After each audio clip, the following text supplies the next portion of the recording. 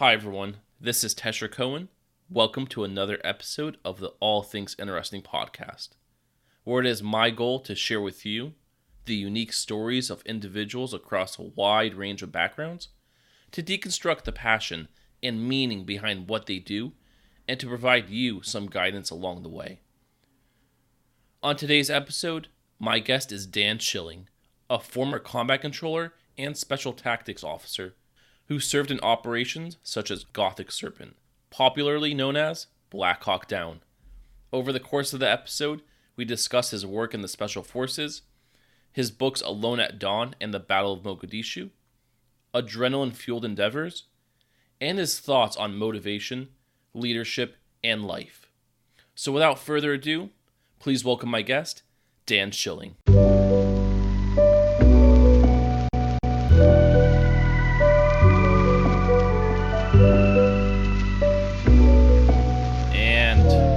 At it with another episode of the All Things Interesting podcast. I have my guest, Dan Schilling, with me today. How are you, Dan? I'm doing great, Tisher. How about yourself? I'm doing very well. It's very awesome to have you on today's show. I know you are an author. You have 30 years background in the military within special operations. So it's incredible to have an individual like yourself on the call today. So to kick things off, can you give a brief history of your experience within the military? Yeah, I joined the military because a girl reached into my chest, pulled out my heart, and crushed it. And I was looking for something else to do. And I'm a pretty high energy, action-oriented guy. And I encountered, in the midst of this crushing defeat in the world of romance, I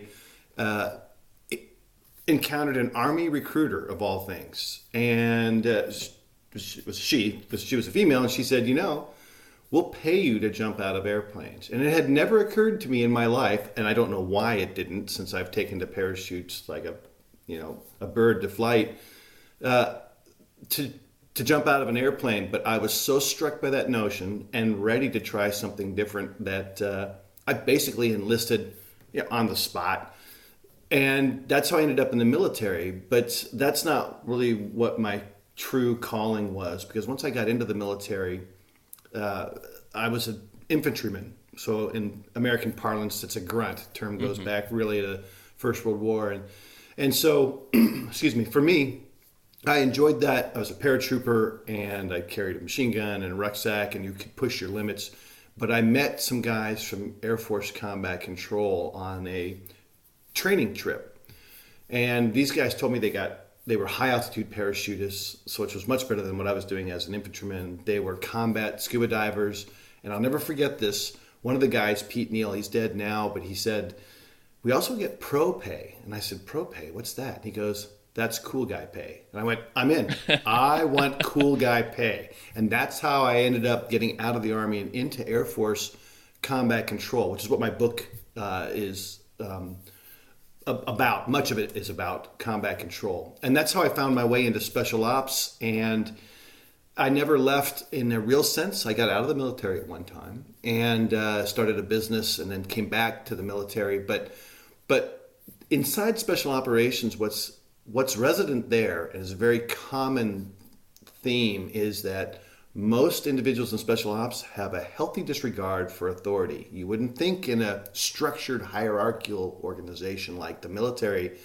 that would exist or flourish even, but It does. And once I found that home, that's what it was. I knew that's where I belonged, and stayed there in one form or another for 30 years. So what is a combat controller exactly? Because I'm sure most people are familiar with what a Green Beret is, what an Army Ranger is, and what a Navy SEAL is, but no one seems to really talk about combat controllers within the Air Force. Can you talk a bit about that? Yeah, absolutely. I mean, that's what my book is about. The book's called Alone at Dawn, and I encourage your listeners to buy many copies of that book. But but your observation is valid. Most people know those others, and they all will tend to also incorporate into that group if you're an international, a citizen of the world, Australian SAS and British SAS predominantly, but to a lesser extent German GSG-9 and some of these other forces that come from different parts of the world that are world-class forces. What sets combat control apart, and it's so ironic that people do not know about them ever, is that their training pipeline, which is what we tend to term it as sort of a colloquialism, is longer, more expensive, more mentally demanding, and as physically challenging as becoming a SEAL or a Green Beret. But wow. No one's ever heard of them. And what it produces at the end of this is, like those other forces, to include, say, the Australian SAS, a group I have a great respect for. They shoot, they move, they communicate, they're tactically proficient in the basics, which is, what those things you do when you're maneuvering on the ground, and infiltration and exfiltration type methods, high altitude parachuting, scuba diving, these things that we had mentioned. But here's the distinguishing factor.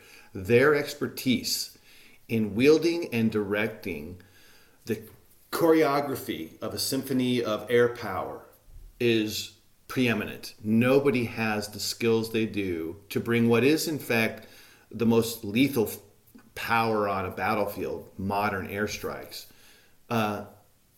to incorporate that into the fight. For that reason, combat controllers are, in fact, the deadliest individuals to walk a battlefield in the history of human warfare. That's a very powerful statement. Right.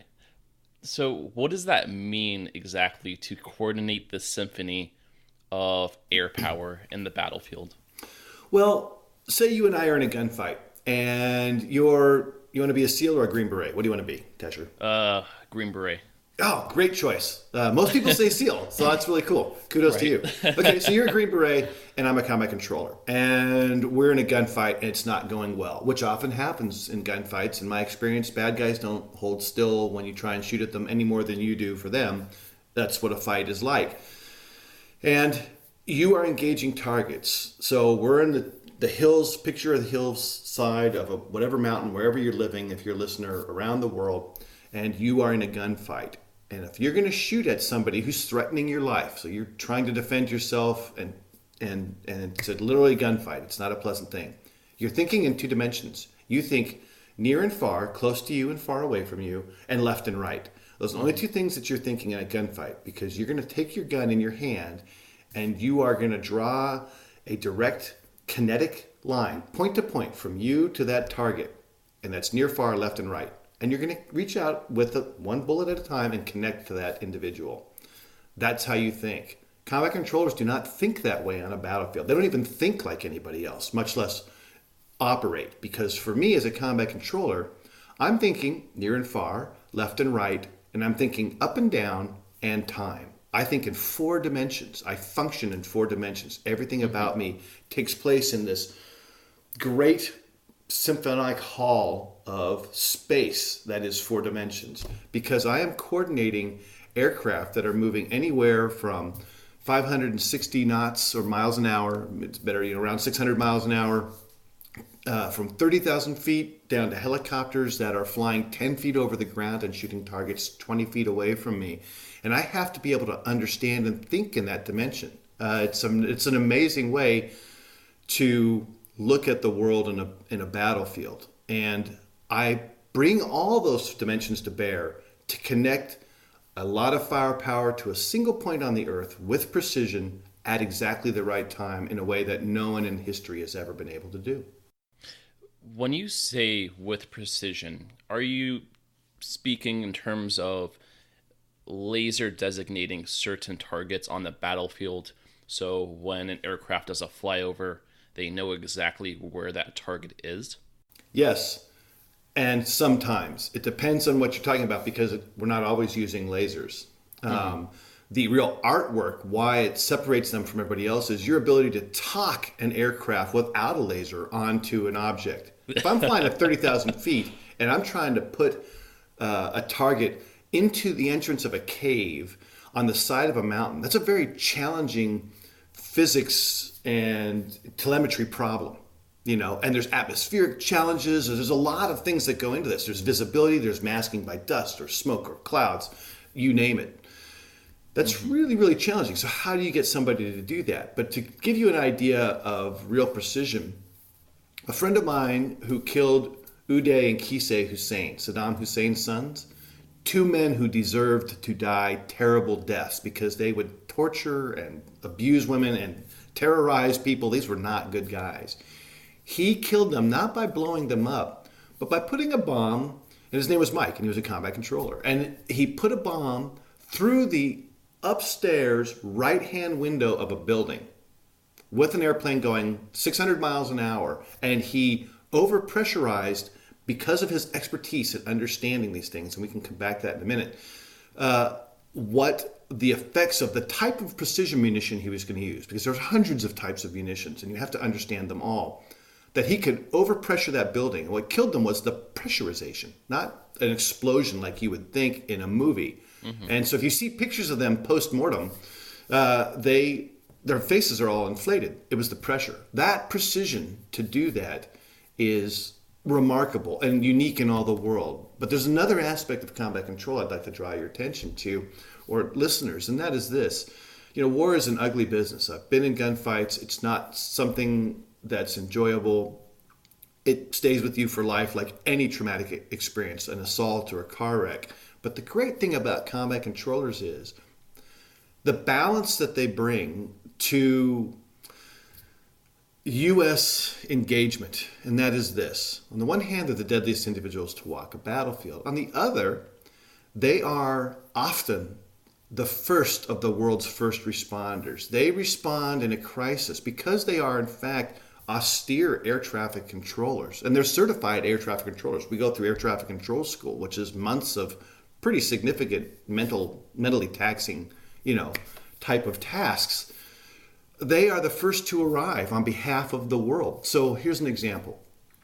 Haiti in 2010 collapsed. Do you remember this event? I do not recall that. That's okay. I'll recap for you and for people who aren't familiar. In 2010, early winter, late fall, Haiti collapsed literally from a 7-point-something magnitude earthquake. The entire nation collapsed. The infrastructure, power, sewer, commerce, the government, Capitol building basically pancaked. The world responded. It was a worldwide response. The first individuals to step on the ground to coordinate the relief effort for the entire world were 7 combat controllers with 2 4-wheel ATVs and a folding card table. And these guys, led by a master sergeant, an enlisted individual from the Army, there were no officers involved in this whatsoever. They stepped off that airfield, 10,000 foot, 2-mile long runway, and it's an international airport in Haiti. And Combat Control advertises basically that we'll get your international airfield, whether we're seizing it from you because you're the enemy or we're here to do humanitarian relief, in 30 minutes or less, or your next pizza is free, basically. And so this guy, Tony Travis, who was in charge of this, stepped off of a U.S. Air Force airplane, first plane to land, uncontrolled, into this devastation. As soon as he hit the ground, he hit his stopwatch. 28 minutes later, he and 7 other men had cleared and made safe the entire airfield, which is miles of also taxiways and the runway, established communication, established air traffic control procedures for an international airport, and were receiving aircraft in 28 minutes, 2 minutes to spare. He then ran the international relief effort, exceeding the maximum capacity of the international airport, the maximum number of airplanes you can put on the ground by 1,400% without incident for 2 weeks. And for that accomplishment, he was the first ever Time Magazine 100 Most Influential People of the Year as an enlisted U.S. service member, because he led the effort. So these combat controllers are a force for good and humanity. Hurricane Katrina and Rita and Ike were big events in America. They don't matter to anybody else. But when the city of New Orleans fell apart, so the first guys on the ground were combat controllers, actually from my unit. I have been to hurricanes and done that relief myself, and it's a very satisfying thing to do. That is absolutely incredible, especially considering that they're able to go from 0 to 100 in within 28 minutes. And I'm assuming their jobs are incredibly stressful, basically because they run the risk, at least in the battlefield, of friendly fire, especially since they're the ones that are coordinating airstrikes on certain areas. They are responsible for managing getting communications up, getting air traffic control up. It seems like a stressful job. Wouldn't you say that's the case? Yes, and even more so because you're the one individual that this type of extreme situation, success or failure, rests on. It's 100% on your shoulders. So, for example, command controller is attached to your Green Beret, and it's back to our scenario. You're a Green Beret because you're part of an ODA, Operational Detachment Alpha, part of an A team. And it's a team of guys, a dozen-ish generally. I, as a combat controller, the lone Air Force guy, am now attached to you. You've all been working together for years, and now I'm your guy. And so we're getting a gunfight, and it goes sideways, and the bad guys are going to overrun us. And we call in all the airstrikes, which by we, I mean me, the combat controller, and saves the day. Everyone goes, yay, we all won as a team. You know what happens when it fails and people die? Oh, you, the Air Force guy, failed. Nobody goes, we all failed. So, and you are almost always the youngest and lowest ranking guy. It's the byproduct of this stuff. So the pressure and the risks are immense because, listen, in that big gunfight, the guy who's got to stick his head up and look where everything is and is trying to get the four-dimensional lay of the land, not just looking at who's threatening me right now, 2 dimensions, is that combat controller. But it's high risk anyway. We lost a guy last week. This combat controller was doing training in Florida out the back of a plane, lost at sea, never found his body. They're still trying to recover him. Left a wife and 2 kids. Like a Green Beret or an Australian SAS trooper, these things are all high risk. We all face the same kind of risks when it comes to, operating in austere or hostile environments. Mm-hmm. The difference for a combat controller is these burdens of responsibility rest on you alone, and it is a very immense burden to carry. So why do you think that combat controllers are the unsung heroes and that they don't receive the amount of credit or visibility that other special operations units receive, such as Navy SEALs? So I'll give you a couple examples, and then we can sort of talk about why culturally it's that way. Mm-hmm. So Uday and Kisei Hussein, when you go back, if you Google that and pull that up, you're going to find out who killed them. Delta Force, the top secret unit that no one ever knows about, that's now out in the world's lexicon. And Mike, the guy who actually killed them, who was with them, is the combat controller. It is not in Delta's interest to go, we went out and get it, but really it was the Air Force guy. That's not in your interest. That's not good branding. I'll give you another example. Captain Phillips, you remember the Maersk, Alabama? Yep, I remember that. Hijacked by pirates off the coast of Somalia, and SEAL Team 6 jumps into the sea and gets on this USS Bainbridge, and snipers on the fantail, and they kill all the pirates and save Captain Phillips. Do you know one of the guys who pulled the trigger on the fantail of that ship was an Air Force combat controller? No kidding. Of course you don't know that. Nobody knows that. It is not in SEAL Team 6's interest to promote. It is not in other units' interest to go, it wasn't really us to do this thing. Now, I'm not trying to take things away from those units. They're incredible individuals with immense capability and heroism is resident in these organizations. We're all the same. But what I'm saying is that's why it's not in their interest. And combat control is, ironically, in this time when people throw out the term silent professionals, that term really started inside the Air Force Special Operations community and sort of populated. It turns out everyone else may claim to be quiet professionals, but the only ones who've ever truly been silent professionals are combat controllers. And that's just, it's a thinking man's type of community, and it attracts very intellectually curious guys who still want to push themselves. And so until my book, there were a couple books here and there, but they weren't really that great.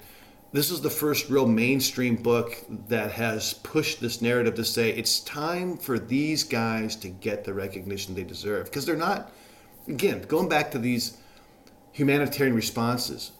Combat Control responded to Bande Aceh in 2004 for the Boxing Day tsunami. We were the first guys to respond to Fukushima, the nuclear power plant disaster, to open up the international airport for the country of Japan. Combat Control did this. Man, these individuals deserve to be recognized, and I felt it was my responsibility to do that. I just realized it was time for them to come out of the shadow. Mm-hmm. And hopefully people will read that book because it's a very powerful story. Right. And we're going to go ahead and transition into the books shortly. I do want to cover those as well. Before we kind of jump into that, I do have a couple more questions in regards to your background. You have 30 years experience within the military. Are there any deployments and missions that you're able to share with the listeners out there?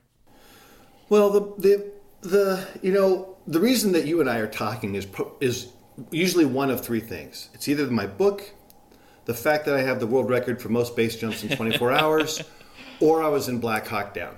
And Black Hawk Down is the answer to your question because everybody knows about that. To me, it's Operation Gothic Serpent because that was the name of the operation. And so, that was started with the book written by Mark Bowden. It's a brilliant book. It became a movie and a History Channel documentary, and I was on the History Channel as well. So I ended up with my 15 minutes of fame, and that's what really kickstarted me into writing. When I recognized the value of writing a powerful story, which was Black Hawk Down, it's something I was part of, that sort of led me down the road of writing. But to your question, the mission, we can talk about that in spades. It's been written about by everybody and talked about for decades, and it changed my life, for better and worse.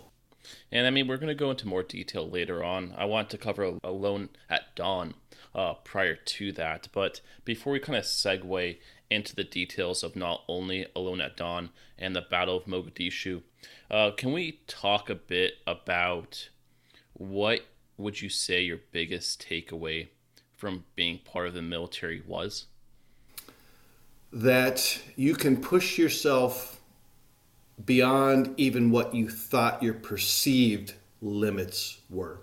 Mm-hmm. That is the single thing I've learned. And the keys to the success, whatever I have had in my life as an adult, can all be traced back to my decision to join the military. The military is not always a bad thing. Some people are very anti-military, but humans have been fighting since we first picked up, a femur bone from another animal and use it as a club to hunt animals and other people. It's resonant it's in our fabric. And so, for me, there's a lot of good that comes out of that type of pushing yourself. And it allowed me to channel a lot of energy I had, which probably saved me from going to jail for doing something stupid. And so for me now, I have this ability to learn, and this is what my takeaway is, I can do almost anything I really set my mind to. I just have to keep working harder, and humans are amazingly resilient and adaptable. It's in fact, I think it's our greatest trait is our adaptability. And I learned to apply these things. When people tell you no, I went to set a world record for base jumping, which was a charity event to raise money for children. I was told, you'll never get a permit to jump off that bridge. They'll never close down a lane on the interstate. And my first response to that is, oh yeah? Okay, well, why not? And you make them answer the question. Well, because we've never done it. Well, why not? Well, because it slows traffic. Well, what if we do it at a slow time? Oh, well, you start going down these series and you learn that anything's possible if you just remain open to the possibilities and keep knocking down doors or refusing to take no for an answer in a polite way. And business and the other things that I've done in life, and even writing books, which is a miserable way to make a living, I learned through the ability to apply myself and push myself beyond limits in the military. Some of the most motivated, disciplined, and hardworking individuals I've ever met have served in the military. And I think The reason for that is because the military tends to break you down from the individual you once were and builds you back up to an individual that you could be to seek your fullest potential. And I see that in a lot of individuals I've worked with, and a lot of military individuals that I've read about and seen within interviews. And it's fascinating to see that the amount of greatness and good that they have done for the world around us, not only while they were serving in the military, but even after they served in the military. So I find that awesome to see that there is that bright light and that silver lining to joining the military that people don't often talk about. I agree. And I think you actually captured on only half of why that is. Because you pointed out correctly, I agree that it breaks down the individual, but it doesn't then turn them into a better individual. It turns them into an integrated member of the team. You are subordinating your individuality to the group, which is the human dynamic for social structure, which is what keeps nations, cities, cultures, peoples alive. Doesn't matter. You can go back into Neolithic, pick a time anywhere around the world. That's what brings people together. But you also touched on another key that I like to point out. My vehicle by which I achieved my best performance was through the military. But it's only some people. You don't have to join the military to do that. I've got some great friends that are world-class athletes that do amazing feats and work as teams, never served a day in the military. But it is another vehicle by which you can, if you don't have access to anything else, this is why I recommend the military for many young people, not all, is that you don't have a support structure. You came from a bad home. You don't have economic opportunity. Pick a problem or a deficit that you have. The military, and I am one of these people, is a means by which you can find your voice and your footing to something else. You don't have to serve for 31 years. Hell, I got out of the military at one point. Was completely out. The needs of the war, and I felt my obligation to my team, which were the people from the combat control community, brought me back into the military full time because I felt I needed to for them, not for me. Bringing it full circle in that regard, what does it mean to you to have served, and what can we all learn from those currently serving and who have served in the past? Well, I can only speak for myself.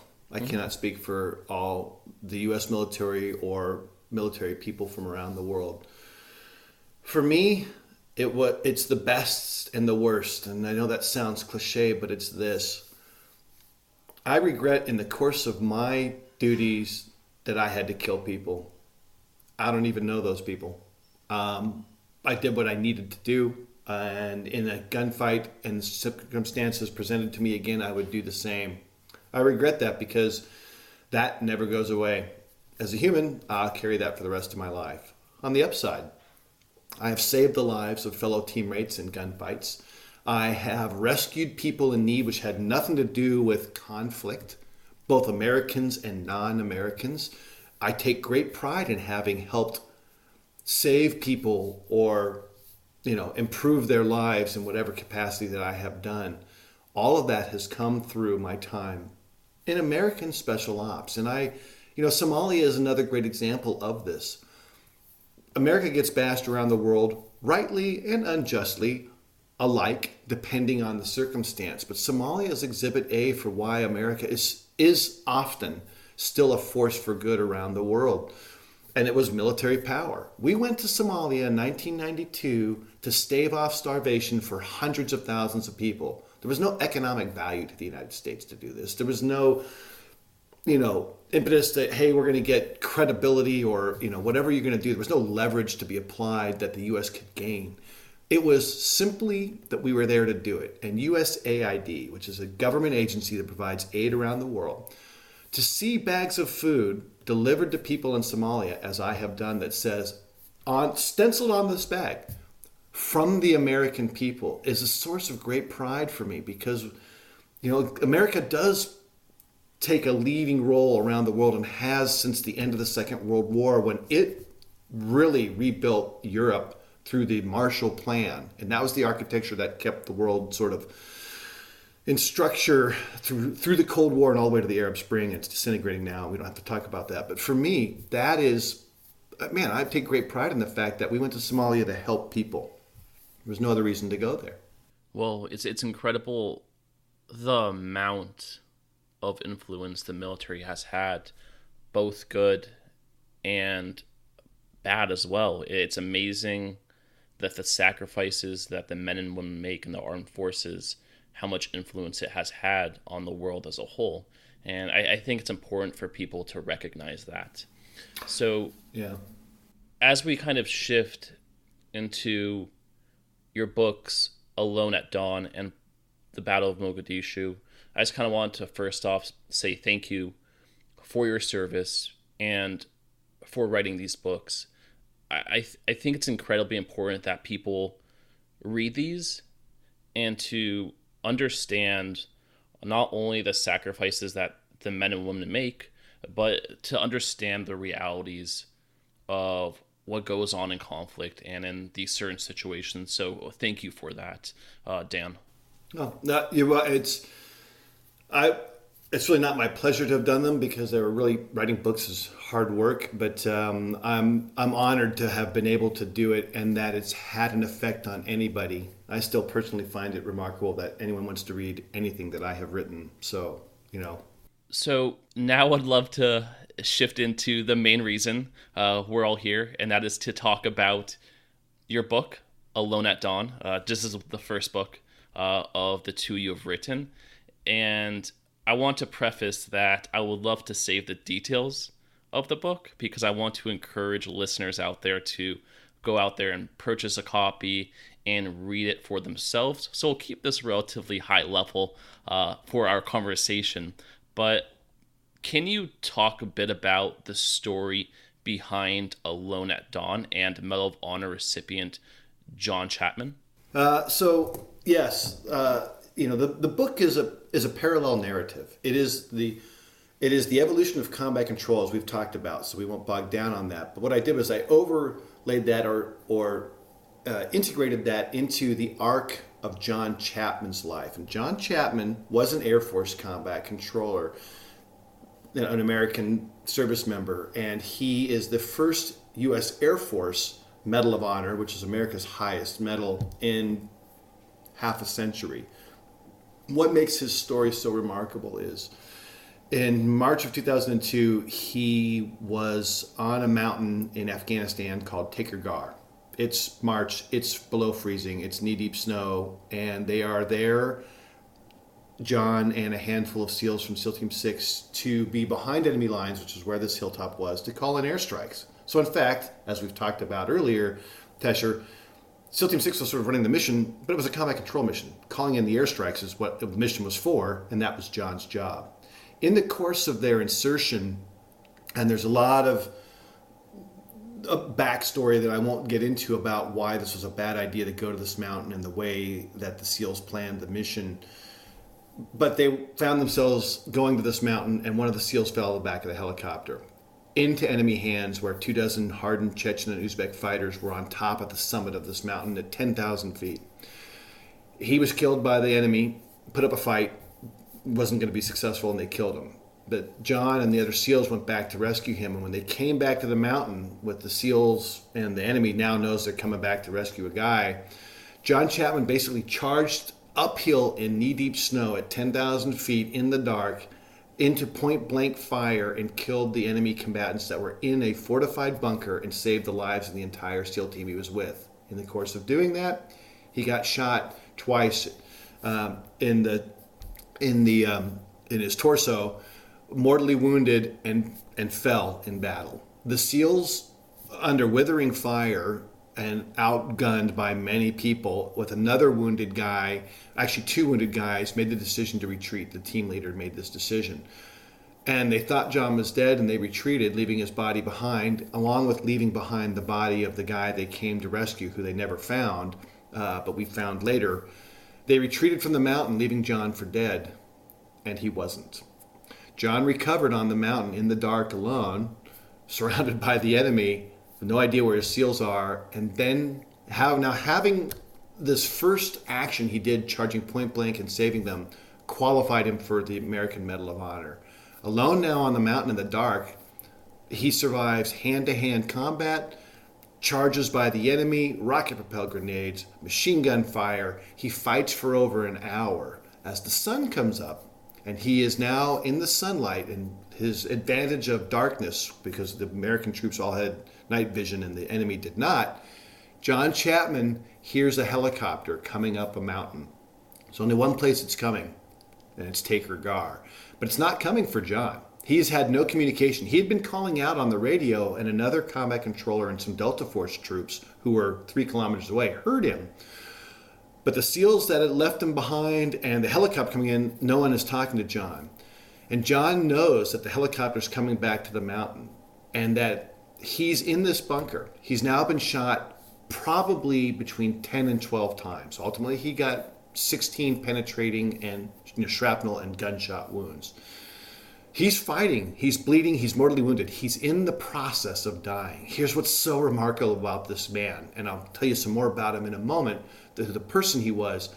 He makes the decision to climb out of this bunker, his probably only chance of trying to survive, because he's bleeding to death, and he's in shock, and he's frozen, and all that is affecting him as well. To climb out of this bunker and attack the enemy to protect this helicopter, which had 18 men he didn't even know. And in the course of doing that, he literally got shot to pieces. The rounds who killed him were 2 rounds that came from behind and went through his heart, and his blood pressure dropped to 0 and he expired. But the courage and the decision to climb out of this bunker to attack the enemy when he's been his hand-to-hand fighting, contusions on his face, neck, hands, everything, is the most remarkable feat I have ever encountered personally. And I spent 2.5 years writing this book, and I've been through that video footage a million times. I encourage listeners to go, if you Google the first ever Medal of Honor recorded, I think it's what it is, there's an 8-minute and 50-second video I created on YouTube. You can watch this because it's all captured on CIA Predator drone and AC-130 gunship footage. So that's John, the hero. And it's a cliche term for many people. I don't apply it to very many people, and I know a lot of heroes, but John is just a degree apart from everybody else that he could even do this. I get emotional about it sometimes. Doing okay today, but sometimes it's really crushing to me emotionally. And that's John's story on the mountain. Who he was as an individual was equally remarkable. Happy to tell you a story about that if that's something that you find interesting. Yeah, by all means. So, in fact, shortly before his death, the iconic photo of John's life, there's a picture of him. It's in the book. And again, I encourage people to buy many copies of the book, because that's my job. But if you Google him, you'll find this picture of John Chapman. It's black and white. It's a picture of John with his beard. He's in Afghanistan, and he's holding an Afghan baby in his lap. And the story behind that photo, which to me is the photo of his life, because it juxtaposes the warrior that he was, one of the most lethal people to ever walk a battlefield, with the human and the humanitarian streak that ran so deeply in John. He's with SEAL Team 6, the same SEALs that he went to Taker Gar with, and they are operating in the mountains of Afghanistan, and a blizzard blows in. It's 6 weeks before John was killed, maybe 5, I can't remember now. And they basically, with their Afghans, come into a small village, and they occupy a home to ride out the storm. So let me put it in context for you or your listeners. You're in your home with your family. In whatever country in the world, it's warm, it's toasty, it's night, it's a storm outside, and a bunch of guys with beards and weapons who smell bad come in your home and say, we're here to stay for the storm, you're going to feed us, and that's just the way it's going to be. If you're the mother of a 2-year-old baby, how likely are you to put your child in the lap of one of these smelly bearded guys with a gun? Very unlikely. 0. John Chapman radiated a kindness, and they were in there, that evening, and he had 2 daughters of his own. he radiated, you can see the kindness in his eyes, and it clearly connected with the mom. She put this baby in his lap. One of the SEALs just snapped a photo of him holding this little girl. And that's the kind of person that he was. And in fact, when they left that village, when the storm broke, John called in a resupply helicopter with cooking oil, stoves, food, everything, which most U.S. troops are not even getting, we're good people, I think, morally. But he's like, oh, we're gonna give these people. And so he didn't explain why he wanted all this stuff, but the logistics guys put it on a helicopter, brought it out, and John left it behind for these people, just as his way to return the gesture for the lady putting the baby in his lap and them putting them up. And his whole life was like that. As a young man, he just always stood up to bullies, looked out for people who needed looking out for, and you can read about that in the book. It's very powerful when you see who he was as a human. Well, that's a very incredible story, and I thank you for sharing that. What would you say is the primary driving factor in these type of heroic actions by an individual, especially in those who have earned a Medal of Honor, among others? Yeah, or the Victoria Cross, or depending on where you're coming from. I think it's simple. And I'm only speaking for me and my own combat experience, which is adequate. Necessity. It had to be done. John realized if he didn't climb out of that bunker, that helicopter would get shot down as the 3 previous helicopters already had. If he didn't charge straight into that gun nest, they were getting shot from all these directions, but that was the most pressing, threatening target. I can't say what he thought. I can only say what he decided. And he decided that he had to attack that bunker because it had to be done. I've got a number of friends who are absolute heroes, and I am not one. I am not a hero, but the things that I have done in gunfights that put myself at risk were only done because, well, not only done, but they had to be done. And I just realized if I don't go and get this guy who's been shot and bring him back, I can see he's alive. He's down the street. He's what are you going to do? You have to do it, and necessity drives those things. And the Medal of Honor recipients that are living that I've met, and other heroes that are friends of mine that I know, that is the common theme between all of those acts that have provided or resulted in those awards. I find it interesting that you bring up the term necessity, because with all things in life, whether it be war or whether it be technological advancement, it seems as though everything is based on the necessity to advance or to solve a problem.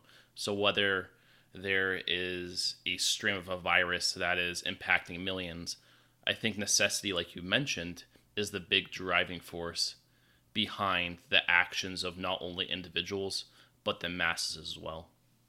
I agree, but I think into the sort of the heart of what you were talking about as why, it was almost a leading question for you. Well, why these heroic acts? It is the necessity coupled with the courage to take the action. Mm-hmm. So whether you're Doctors Without Borders or the International Red Cross, and you're trying to work on the Ebola virus and to defend against humanity, because the fact that it hasn't gotten crazily loose in the world. There's a great book called The Hot Zone. I forget the name of the author, but it's about how when Ebola first came to the U.S., I can't believe it didn't turn into the new Black Plague. This a whisker away from that. So it's the necessity of something that you recognize has to be done, and coupled with the courage to act.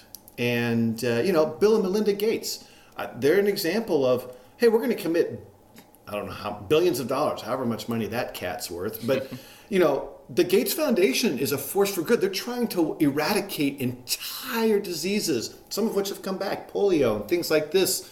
And,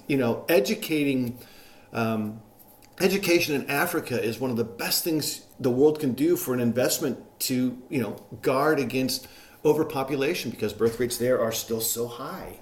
Right. And, it's the courage to follow up with that sort of thing. To me, that is what's humanity's greatest trait. Mm-hmm. And John and these guys, John, since we're talking about my book, is an example of that we can all aspire to, whether you've served in the military or not. Just like we said earlier, some people join the military and become really self-actualized. Some people become self-actualized, never pick up a gun in their life. Now, this might be a very difficult question to answer, and I encourage you to answer it to the best of your ability or however you feel. Fire it at me. I get questions. You can't believe the questions I've had. Whatever you're going to ask me, just go ahead. No preamble. Awesome. So, leave no man behind is often cited amongst soldiers, and although it's not captured in creed, it's something that servicemen and women typically live by. Despite the team's initial thoughts that John Chapman was killed in action, do you believe it was the wrong decision to retreat considering the circumstances? So the answer to your question is, it's not nuanced, but it's multifaceted. So the decision to leave John behind without checking his body was not the team's, it was the team leaders. He made the decision, hey, we're retreating. He was in charge. He's the only one who knew where John fell, and he has offered contradictory statements about what happened on the mountain. Now, I've been through all of this, and I won't bog down on it, but the bottom line is he was missing one man, the guy they came back for, they never found. He believed John was dead. I believe that he believed John was dead. He had 2 other guys wounded, leaving him 3 capable people with 2 wounded people, and he made a tactical decision. I was not in that situation. Now, I'm an expert. I've worked in some of the blackest special ops units in the world, and I've been in really, extreme gunfights, as you know. I wasn't in his shoes, so I can't answer the question for what he made the decision based on. But the fact is, they didn't check John before they retreated, and they retreated and they left a man behind. There's no nice way to say it. The bottom line is they left a guy behind who wasn't dead, and it happened. And it does happen on the battlefield. And right. It's as simple as that. And so I'm not here to convict that individual. My book is not about the SEALs. My book's about combat control and John Chapman. And their decision resulted in John having to fight for an hour. But my book is about what John did with that hour and what he attempted to do with the last moments of his life is such a gracious gift to sacrifice yourself for these people. For the SEALs, I get it. He knew those guys. For these 18 men that he also saved on a helicopter, that's the best of humanity. And that's what my book's about. So that brings me to my next question, which is, how did you come to decide to write on this specific individual? So I retired after basically 31 years of special ops. I live up in the mountains of Utah. I live between 2 ski resorts, and all I wanted to do was hang out with my wife, write books, ski, and speed fly. And I base jump a little bit sometimes. I don't really skydive anymore because I think skydive is boring. But this is what I wanted to do. I wanted to write novels and hang out with my wife. And it was great. And a mutual friend of mine and the woman who became my co-author, John's sister, Lori, he said, what are you doing with your time? I was consulting. We were doing some stuff internationally on the military consulting. I'm like, oh, I write books. And he's like, well, John's sister wants to write about she's been trying to write John's biography for a very long time, da-da-da. And I said, not interested. Not because I didn't value the story and the combat control community. I was one of those guys. That was what I did. It's not my identity. I wanted to spend time in the mountains, find peace, because I got my own demons, and hang out with my wife. So I said, don't want to write this book, but I'll talk to her. So we got on the phone, because she didn't have an agent, didn't really know how to write a book. And I had written actually a couple books, and I had an agent, because I actually have some novels that are going to come out too. And I said, hey, we can talk. I'll tell you how you go about doing this. And we talked, we got off the phone, and for the next 2 weeks, I literally couldn't sleep. And I called her back and said, we're going to write this book. And it's not about John. It's about John in combat control, because he's your brother, but I can guarantee you he would not want a book about himself. He'd want a book about his brotherhood. Mm-hmm. And I said, that's what we're going to do. And so I stopped writing novels. I stopped consulting. I spent 7 days a week for 2 years investigating, flying around the country, interviewing, obtaining documents, getting permission from the military to conduct interviews. And that's what I did for 2.5 years. So if you read the acknowledgments of my book, the very first line is sentence says, I did not want to write this book, because I didn't. I didn't want to. There's a lot of controversy involved. There was pushback from some people within the SEAL Team 6 community about this. There are people who claim that John died in the first 2 minutes. That's a ridiculous statement for many reasons, and you should read the book. But even outside the book, it's a ridiculous statement. But the bottom line is there's controversy, and I didn't want any more controversy in my life. What I really wanted was peace. And it turns out, and this comes back to the courage to act, I guess. My courage was the fact that I knew if I stepped into this breach, I'd be in the crosshairs of certain people. And I get attacked here and there for what I've written. I stand by every word I've ever written. But the bottom line is it's not a peaceful place to be. And I'm a very peaceful guy. I can imagine writing a nonfiction book can be very challenging, especially when there are varying opinions and perspectives of what has gone on. Right. What would you say were some challenges you faced in writing the book, specifically in regards to getting factual information of what occurred? So I'd seen the actual Predator drone footage all the way back in 2010. All of us had in my community, because it surfaced and we knew what John had done. And the Air Force had moved on. They'd given him an Air Force Cross, and then they sort of reopened this investigation at the direction of the Secretary of Defense. It wasn't something the Air Force just thought up, and Secretary of the Air Force pushed it on to the rest of the Air Force to reinvestigate heroic acts from the war. The challenges for me were this. One, I didn't relish digging into gunfights and watching gunfights up close, and it's just not who I am. And opening something that would cause this sort of rift, perhaps, between two organizations that work very closely together. But the truth is the truth is the truth. And I didn't know where it was going to lead me. And John was not going to guarantee the Medal of Honor. I kept getting this question from my publisher and editors and other people when I started writing the book. Well, what if John doesn't get the Medal of Honor? I'm like, what if? Who cares? Mm-hmm. Well, I mean, I care, but it doesn't matter. I'm writing a story about what he did. The medal is incidental, frankly, to me. And so the challenges, though, were to dig in. Several books have been written on this, and investigations and war college papers and editorials and nightly news. I had to sift through all that. So where do you go? You go to the source. Now, none of the SEALs that were on that mission, and I didn't reach out to all of them, but I tried to connect with some of them, none of them wanted to talk to me. Okay, fine. No, I get it. I talked to the Delta Force commander who was in charge. I talked to Delta Force guys who were out there in the battlefield in the same battle space with John. The other combat controllers that were in the battle there who ran these things. And I just had to start an investigation from scratch. And I'm not a journalist. Mm-hmm. I've investigated incidents for the military, but those are very small and single. This was, I recognized I was taking on a responsibility that perhaps I didn't have the right to do, but I felt I had the obligation to do, which is I'm now going to carry the legacy of John Chapman's actions, because my co-author's job was to talk about John's childhood, right? And she's here to talk about who he was as a person and growing up and what made him him.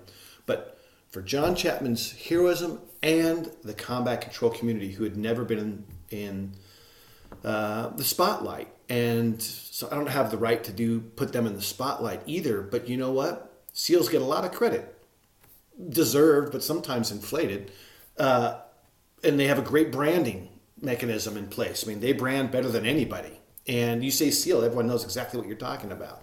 And I felt, you know what? It's time for these guys, who are deadlier than anybody else, to come out in the spotlight. And the challenge was, how do you do that?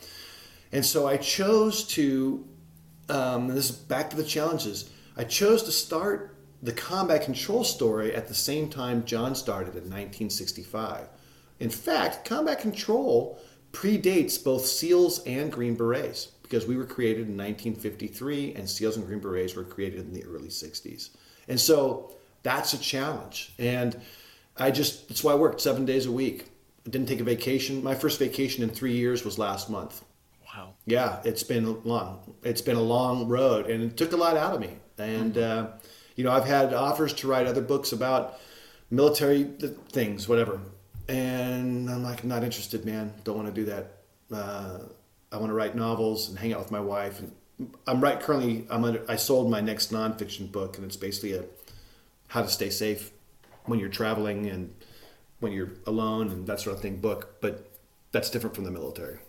Well, thank you very much for writing the book. I know that there is a lot of conflicting pieces of information, and I know there's a lot that's not necessarily talked about. So I appreciate you writing the book and sharing it with readers out there. But thanks. Go ahead.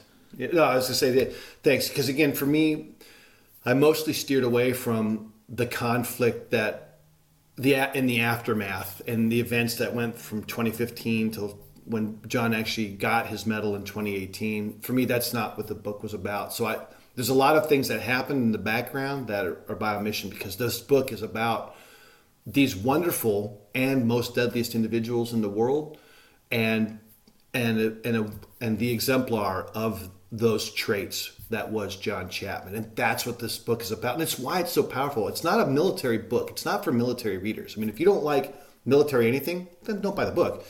But that's not what it's about. I think I've gotten a lot of response from around the world on the book. I'm flattered that it's had the impact and that it was a New York Times bestseller. But why it resonates is people have said, I had no idea.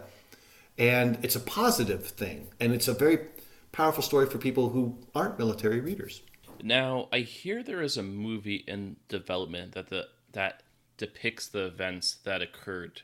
Can you share a bit about that? Yeah, actually, I'm an executive producer on the film, which is a shocking turn of events. It's not something I would have predicted in my life. In fact, when the deal happened, I was like, okay, great. What's an executive producer do? Because I had no idea. Now I do. But so the movie, to your question, the screenplay was done before the book came out in June, which never happens in Hollywood. In fact, an anecdotal story that goes around this is I sold the book to a publisher in 2017, and so we're off to the races. A couple months later, my Hollywood agent, because I got one because it just happened, and she says, hey, these guys want to talk to you. And so I got on the phone with this movie producer and a screenwriter, and we had this 2-hour-long conversation. And the screenwriter, who's this brilliant guy, his name's Michael Gunn, we're talking about everything from combat control to Aristotle to world politics. And we get off the phone, and they are very passionate. They knew about the story already, and they wanted to beat the rest of Hollywood to the finish line. I get off the phone, talk to my agent. I'm like, those are the guys. And she's like, slow down there, Dan. This is going to be a big book. It's going to be a bestseller. Everyone believes that, even though you haven't written it. But hey, no pressure. You're going to get a lot of offers. I said, no, these are the right guys. You just know. I live and die by intuition. And so they came on board early. And for a year, they're hounding me. When are we going to get some stuff? I'm like, when I'm ready to give you something, you'll know. And so they got the book in advance of everybody else except for the publisher. And Michael Gunn wrote the screenplay. And so because of that, we are already out. They're casting for directors at the moment. And I can't really convey too many details, but I can tell you this much. It's a brilliant studio. It's a brilliant production company. The screenplay, it's a love story. Here's why. This is why I think the movie will do very well, because the right people are making it, first of all, so you have the right vision, I think. I don't know who the director and stars are yet, but the studio's got the right idea. It's a love story between John and his wife, Valerie. And it's also a love story between John and the brotherhood that he became a part of, including the SEALs he was on the mountain with, and upon the altar which he literally sacrificed his life, the altar of brotherhood. And so it's a love story. And so is the book in that sense. It's very, very powerful. So the movie, don't know when it'll go. It depends on casting. Things move at an odd place. Hollywood's kind of an odd town, but I go down there and people are nice to me, and I find it really interesting. So, it's fascinating business. But I believe that the movie will be just to the essence of John Chapman. Right. Well, I'm definitely looking forward to checking out that film once it's released in theaters. Now, I want to kind of shift direction over to your initial book, which was also made into a film, Black Hawk Down. It was also known as Operation Gothic Serpent or the Battle of Mogadishu. And this is something that you participated in, as we discussed earlier on in our conversation. Can you provide a bit of background, not only on the book, but as well as Operation Gothic Serpent? So, Gothic Serpent was the second order effects of the American-led, United Nations-supported effort to stave off starvation in the country of Somalia, and also a term that they used then, but has since fallen out of favor in diplomatic circles, nation building, which was sort of to rebuild Somalia, which had descended into civil war in 1991 with the departure of Siad Barre, who was basically ran the country.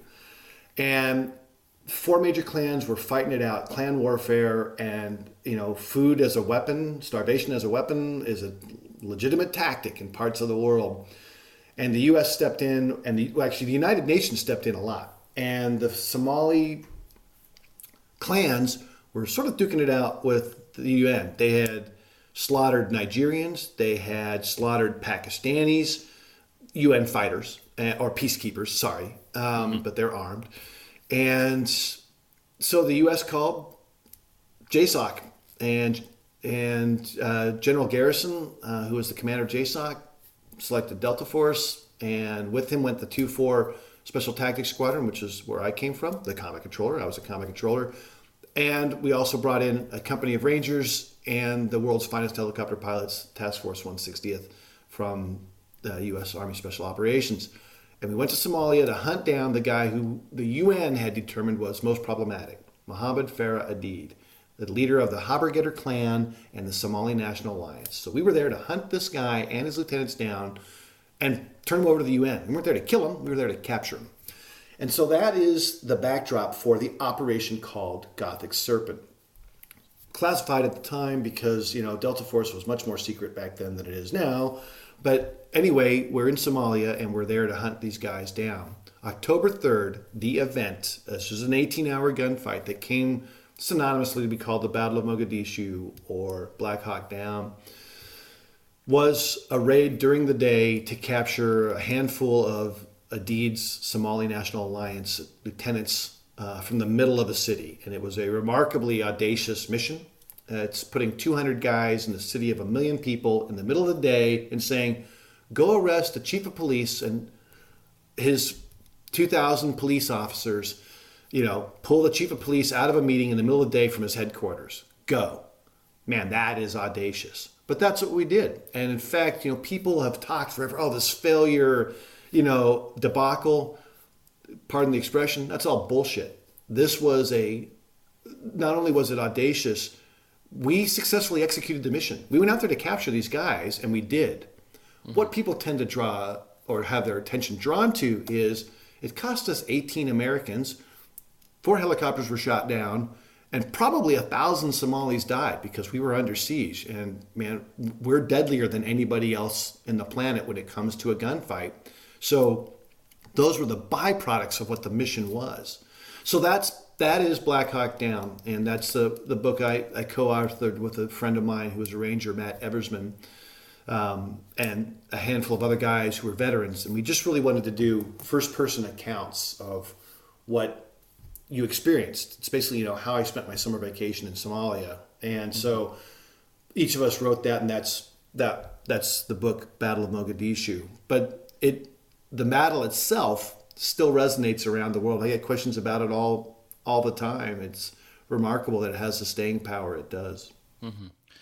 And I remember myself watching that movie for the first time. I was probably way too young to be seeing movies like that, but I've watched it countless times, and at a young age, I didn't really understand the overall significance of that movie or what really occurred at the time. But as I got older, I, continued to do research on it and came to realize the amount of influence that operation had and everything that went on around it, basically because of Adid's and his clan's basically terror-esque violence towards the individuals living there at the time, especially when the UN peacekeepers were attempting to provide food and supplies to the inhabitants of Mogadishu. So as I got older, I realized how terrible of a situation that was for them. So it's completely understandable why the US really got involved at that time in an operation such as that. Yeah, and to me, again, that's the obligation of the United States, because it does have the economic ability or power, if you will, to provide to step into those things and take a leadership role. We're not white knights, man. It's not what I'm saying. But we do those things. But back to the battle, one of the things that is singular about it, the fact that it lives in the popular cultural pantheon of great gunfights is sometimes surprising to me, but it resulted in some very direct things that have happened on the battlefield. The multicam Cry precision uniform used by special operations forces now around the world came from that gunfight. The clotting bandage came from that gunfight. Tactics, techniques, and procedures that we use in gunfights that are going on in about 5 hours from now, literally, they're going to happen tonight, come from that gun battle. And even that was, the gun battle that we went through in the streets of Mogadishu was a relearning of tactics that for the U.S. and Australian forces, and some other coalition forces from the Vietnam War, or if you're Vietnamese, the American War, as they call it over there. And of course, why wouldn't they? But, street fighting like Tet in the city of Hue in 1968, we relearned things that came from those types of battles, but those still resonate to today. It is a very singular battle. It's it's a curse and a blessing to have been a veteran of that battle.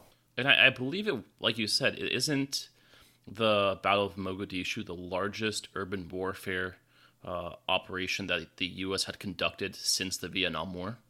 Up to that time, Fallujah, there's a lot of go-go years and things happening in Iraq, 2004, 2007, but it captures people's attention because of the fact that it's like the Alamo. It's like 200 guys in a city of 1 million people where everybody's armed and everybody knows who you are. And believe me, people come to gunfights there.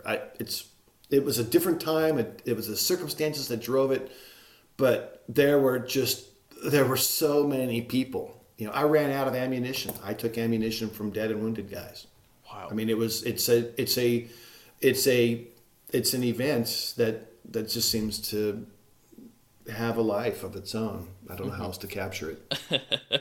Now, this is probably a question that all the listeners are wondering, and I'm going to have to ask it. How close was the film Black Hawk Down to the actual mission itself, and what did it get wrong from your perspective? Well, so to answer your first part of your question, 60% accurate, right? Listen, I know Jerry Bruckheimer.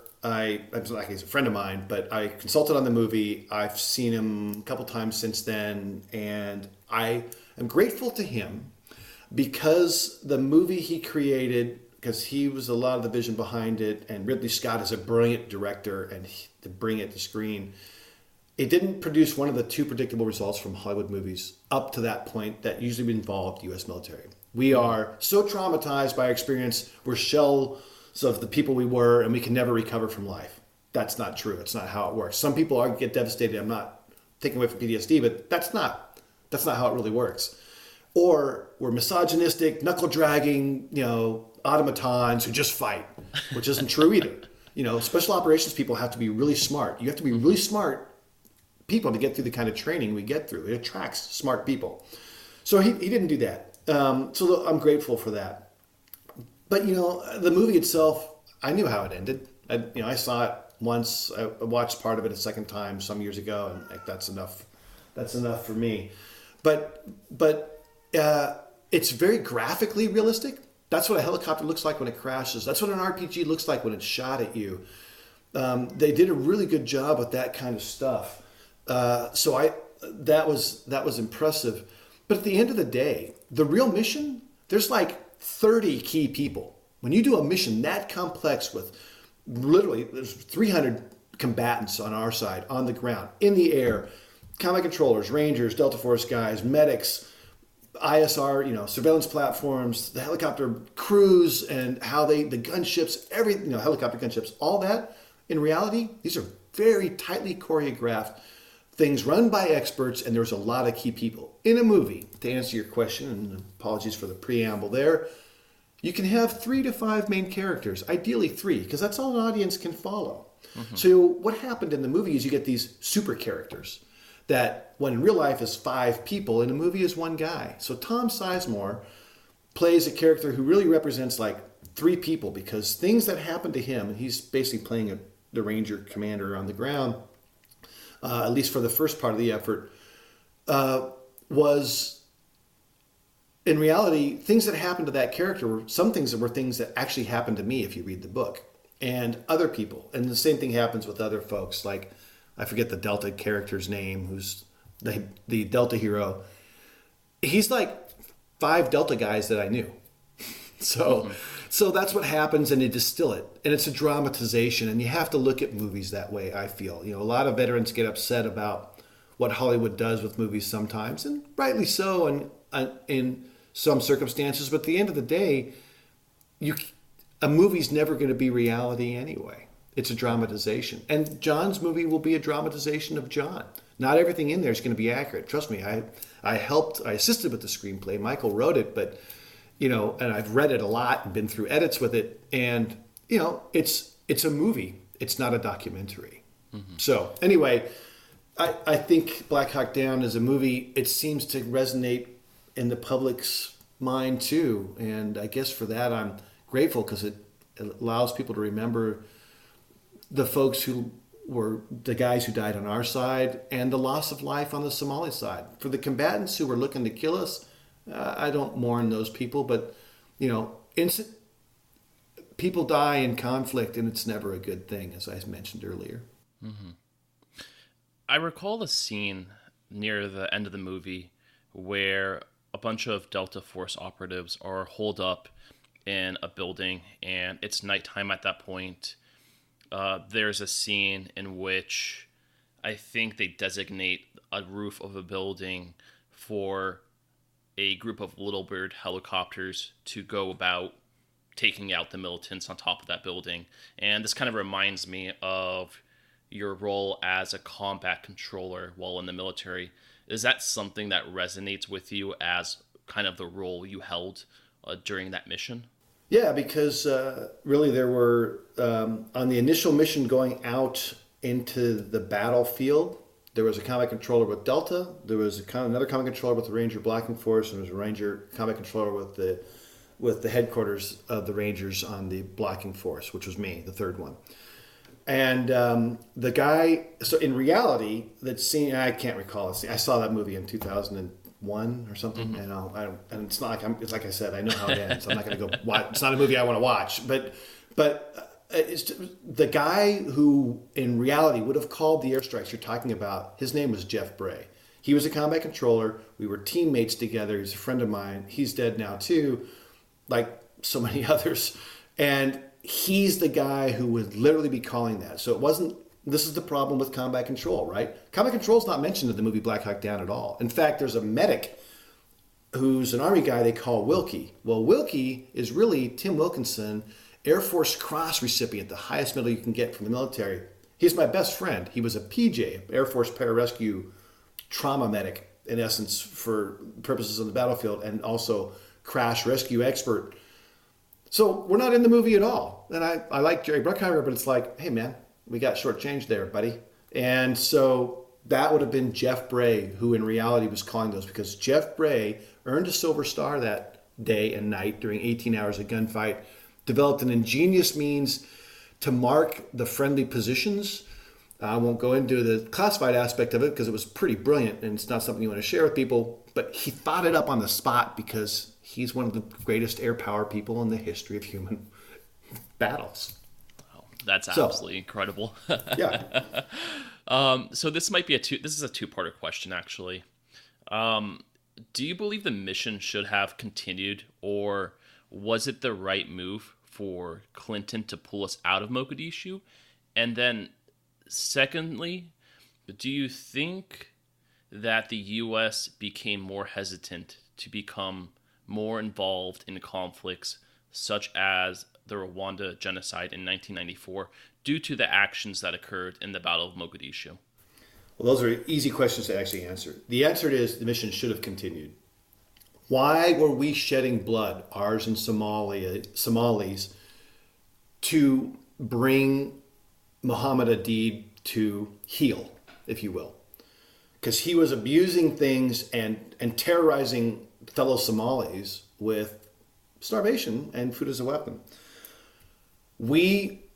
I have a lot of respect for Somalis as fighters in general. And I think the Somali people are beautiful people. They've got a rich culture, and I admire Somalis.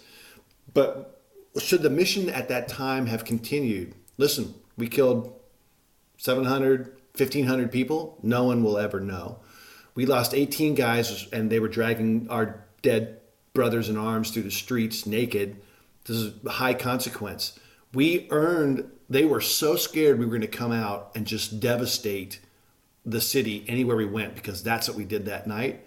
Mm-hmm. That we had the Somalis we were after, the Somali National Alliance, on their heels. And it was earned and paid for in blood from October 3rd and 4th. We would have gotten what we needed shortly thereafter. President Clinton, who I do not have any respect for because he was driven by public opinion, not the necessity to do what needs to be done. Back to our what's necessary and do I have the courage to do it? He didn't have the courage to do that. Whether you like him or not, I don't care. I'm not really interested in presidents. But the bottom line is he folded. And as soon as you fold and you fought a fight, what is the message you're sending? Kill a few Americans, we'll go away. So that's the answer to your first question, because in Haiti, we went there to do some relief efforts in 1994, or actually it might have been later in 93. It blurs now. It's been a long time.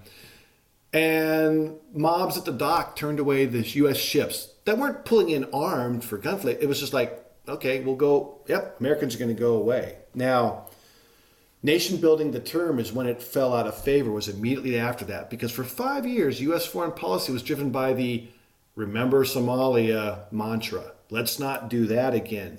And what's sad is you identified, I think, the number one failure of what the U.S. should have done in the mid-90s, which was stop genocide in Rwanda. Mm-hmm. The Tutsis and the Hutus and people killing each other and hacking people up. No one will ever know how many people died there. Without the U.S. taking on the obligation, again, not the right, but the obligation to step into Rwanda and prevent that massive scale, which is one of the reasons in the late 90s we went to the Balkans, right? That was a U.S.-led UN effort. Because of Somalia, this is the answer to your question, we did not engage in Rwanda. And that's a travesty, because to me, that's the best parts of America. And it would have been bloody and messy. Fighting, again, there's nothing, fighting is a terrible business. But to have stopped that, I think, is something that the U.S. should have done. And I mourn that lost opportunity to make a difference for America and on behalf of other people. One thing that confuses me about the mission itself was that my understanding was the goal was to capture faction leader Adid. Now, in the reality of events, from what I've read at least, the military captured certain leadership within his faction. Is that true? And if so, why isn't it that the military didn't go directly after Adid? No, we were out. We were after a deed every night. Trust me, it was my job. That's what we were all doing there. But it wasn't just a deed. It was a deed, and we had I think the list was 24 people. Pretty sure it's 24 people that we wanted to round up. And including his financier, Osman Otto. We captured him, and and that day we went out. We didn't know where a deed was that day. But we knew this meeting was going down with some of his senior lieutenants. So General Garrison made the decision, always a burden for that man. All right, I'm going to put my guys at risk to go in the middle of the day, which we have never done because we lose our nighttime advantage to capture these guys. It's worth the risk. Hey, if it was easy, we'd send somebody else like the United Nations or even conventional troops. We're the best in the world at hunting people down. But you know what? Adid's not an idiot, man. This guy, he was on the move every day, and we were trying to track him every day, and it's cat and mouse. And so the answer to your question is we were trying to get him, but we were getting him and the others. And that gunfight just happened to break out around the others. And the only reason it turned into a protracted gunfight is they shot down a helicopter that crashed in the city. And Adid had been trying to develop a tactic to shoot down an American helicopter for a while because he knew our advantage was lightning strikes. Violence of action, speed, audacity, those are the three attributes that we use when we execute a mission like this. As soon as you take one of those away, speed, we're not going to be able to get in and get out. You change the tide because now you've got a handful or a few handfuls of Americans in a spot. And if you're a deed, that's a brilliant tactic. So he shot down a helicopter with an RPG. That's like taking a slingshot and trying to shoot down a helicopter. It was not the easiest thing to do, but they've been working on it, and they successfully did it that day. And that turned the tide of the battle into a long gunfight. Otherwise, we would have been in and out of there in 30 minutes before they could have really had people coalescing to try and really fight us. Does that make sense? Yeah, that makes complete sense. And I find it interesting that you made that point about this strategy to use RPGs to blow Black Hawk helicopters out of the sky. My point is the Battle of Mogadishu, at least in my opinion, was an incredible case study, not only for the U.S. military, but just for the world itself as a perception of what was going on at the time. Now, I think during the time after the operation, Osama bin Laden came out, and he was living in Sudan at the time, but he came out pointing that operation itself showed the great vulnerability of the U.S. military. And I believe he was alluding to Adid's strategy to use RPGs against Black Hawk helicopters. I think actually he was directly referencing the fact that, and he recognized rightly, that if you fought the Americans the right way and killed some, you could dismantle the political will that was behind that initial whatever it is the Americans were doing. And in that he was correct, because look what happened. Rwanda. And we didn't go into Haiti and help with some stuff there and other places around the world. That's what he glommed onto. And it turned out that was a pretty good assessment because at the time, at least, it certainly turned out to be true. President Clinton did not have the courage, I like to say spine, to say, we have to finish doing this. We have to get a deed, or we have to bring him straightly to bear. It's like, hey, 1,000 people died.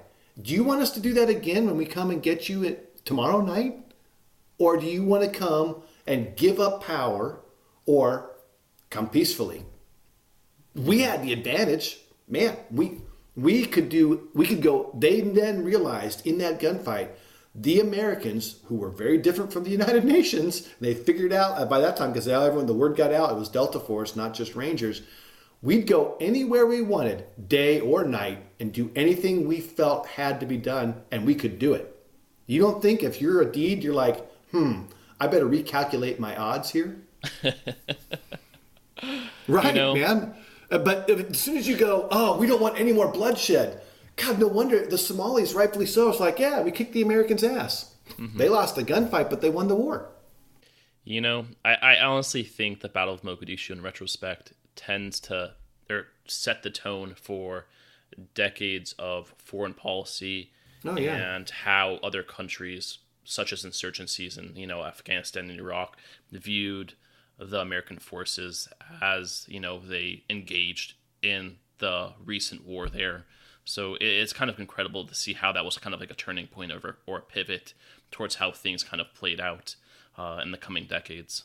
No, I agree. All those things are valid, and you could call it realpolitik if you want, but in essence, it is the dynamics of current foreign policy for many countries and the means by which opposition calculates its success probability. So I kind of want to turn the attention away from the book Alone at Dawn and the Battle of Mogadishu and turn it towards a bit of your personal life.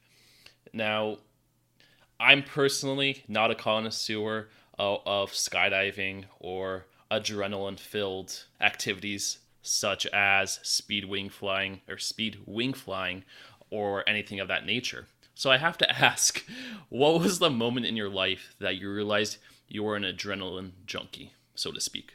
Well, I've sort of picked up a term from a friend of mine. I don't think any of us who do these kind of things view ourselves as junkies. We're more like adrenaline enthusiasts. Mm-hmm. And so, for me, I always had that streak as a young kid and even, teenager, like I'm the first one to jump off the cliff into the lake. And, you have that disposition, and it tends to be ADHD type people and high energy.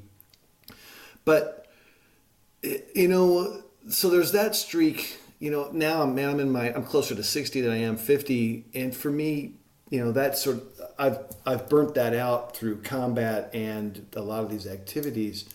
But here's where it's still, I think, through the maturity of having survived not just the adrenaline military career I had, but the adrenaline passions I've had on the outside. The essence of it and why it's still part of my fabric and that I do appreciate it is there's a purity involved in the flow of that high risk. It's not a death wish. That's a cliche too. It's that to work within a challenging odds and narrow physics window, and the stakes are your life. Man, that's pretty pure. And I used to get this question about base jumping, because base jumping, we have a saying, you do base jumping long enough, it will kill you. And I've lost a lot of friends in base jumping, including the guy who taught me how. But people would ask me, well, why do you base jump? The answer is I don't really can't capture it in words. And I'm a person who writes for a living now, but I can say this. When I'm standing at the edge of a 600-foot cliff with my toes literally hanging over the lip, and that vertigo-inducing sort of view, and your physiology is really responding to the threat of standing on a cliff. In the moment when I literally push off with my foot, and then even right now as I'm speaking about it, I'm diving forward in my desk. As I move into space, and in the purity of that moment, all thought is out. I'm doing what I need to do. There is no consciousness involved.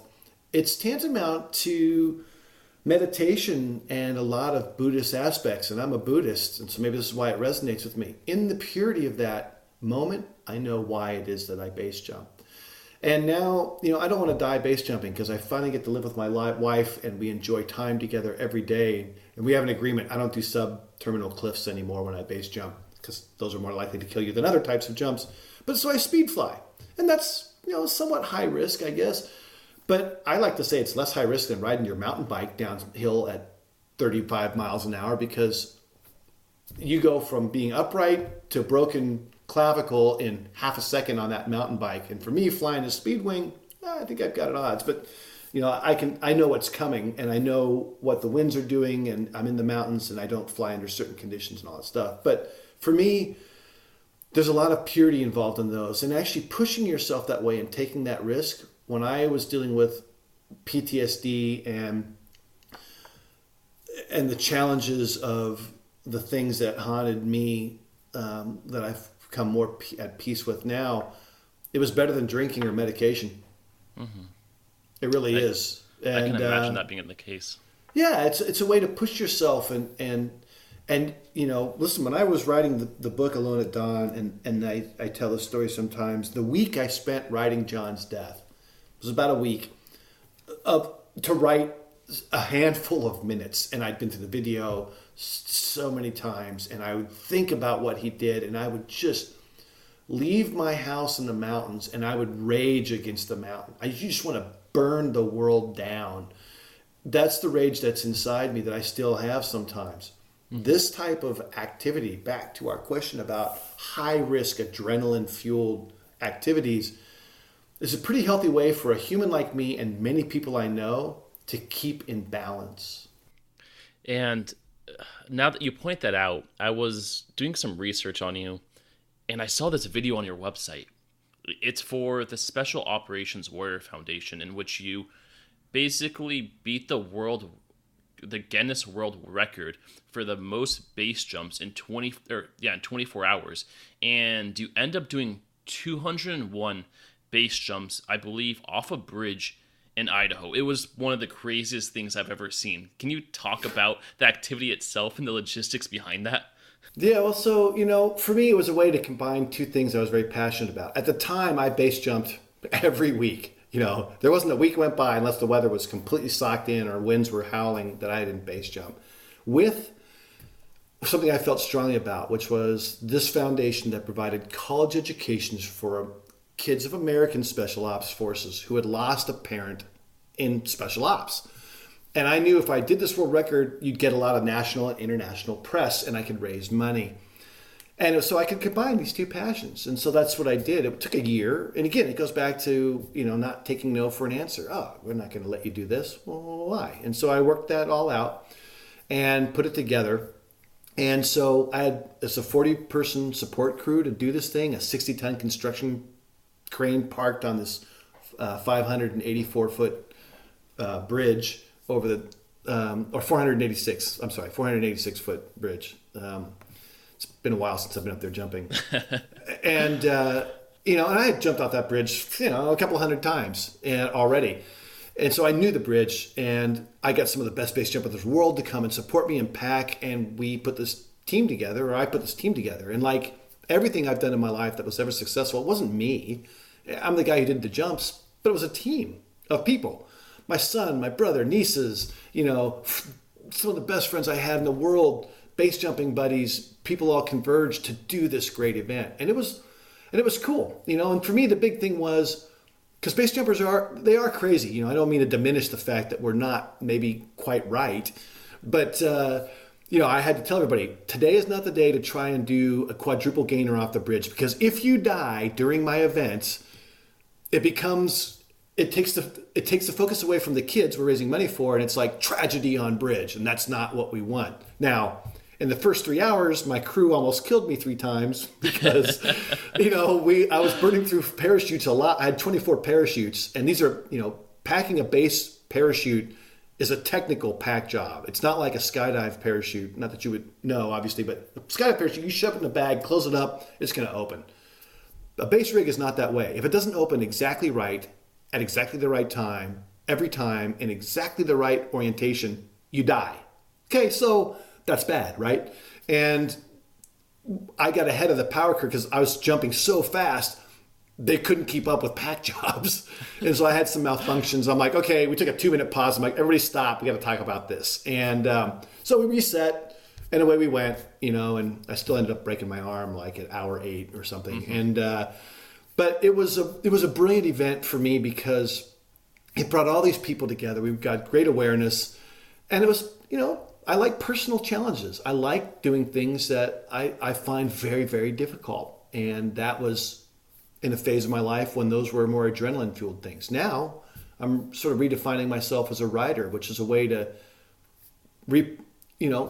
push my limits again. Because all the things I've accomplished in my life, however great or not great they were, by becoming a writer, really full-time writer, which is really my job now in my 50s, forced me to start from scratch. It's a level playing field. It doesn't matter what I did on a battlefield or off a cliff or jumping off a building in Las Vegas. illegally. You know, you don't really supposed to do that. But, you know, these things you do that sort of drive you. And this is a way to say, do I have what it takes and the courage to try something new where it doesn't matter what I did in the past? You either can put it on the page or you can't. And that's the appeal of that transition. But it all comes back to that, you know, doing what you're, being true to the things that drive you. Sometimes the price is you lose your life. For those that are interested in kind of getting involved with Special Operations Warrior Foundation who want to donate to it, can you point to any direction for them to do so? Yeah, so for that charity, if you go to SOWF.org, that'll take you to the Warrior Foundation, and it's a great charity. But with this current book, I'm actually supporting the Combat Control Association. I donate money there for obvious reasons, but because Combat Control are the unsung heroes. Special Operations Foundation takes care of everybody's kids in Special Ops, but Combat Control has been so hidden, and yet they have provided such a disproportionate difference on the battlefield in killing bad guys, but also saving people who deserve to be rescued, that I now, CCA.org, the Combat Control Association, if you just Google Combat Control Association, it'll take you there. And I really encourage people to do that, because last week we lost a combat controller at sea. He left 2 daughters and a wife behind, and they're not even going to, I don't believe we'll get that body back. Those 2 girls are going to have to grow up without their dad, just as John Chapman's 2 daughters had to grow up without John.